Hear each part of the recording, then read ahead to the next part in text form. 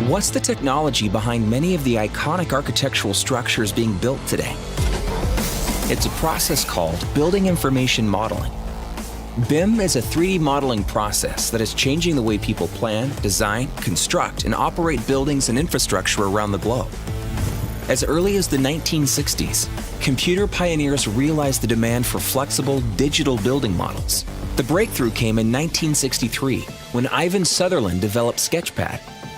This rudimentary application allowed users to define geometry and manipulate objects in space with only the help of an electronic stylus on a computer screen.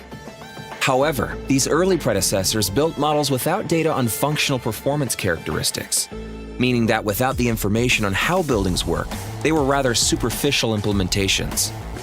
In 1984, these BIM forerunners became available for use on personal computers, but it wasn't until 1986, when Robert H. coined the phrase building modeling, that early programs were first used on large and complex projects, such as the renovation of a Heathrow Airport terminal.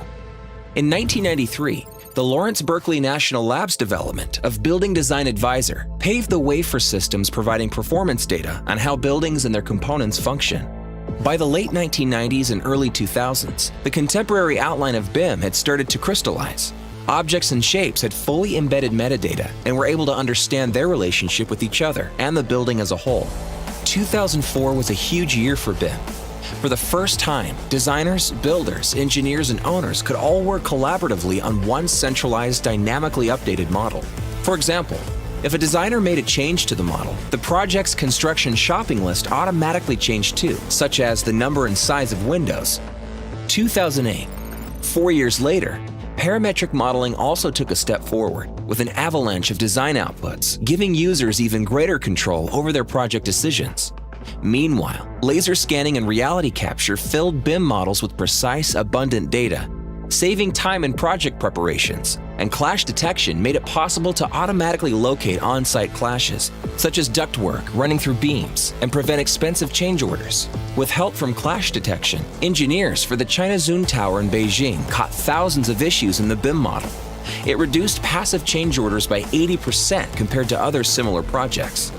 The indisputable efficiencies in time, material, and cost driven by BIM meant that in 2016, the UK became the leader in legally mandating that all public-funded building projects must use BIM, and other countries are soon following suit. By 2020, Germany is mandating BIM for all transportation projects.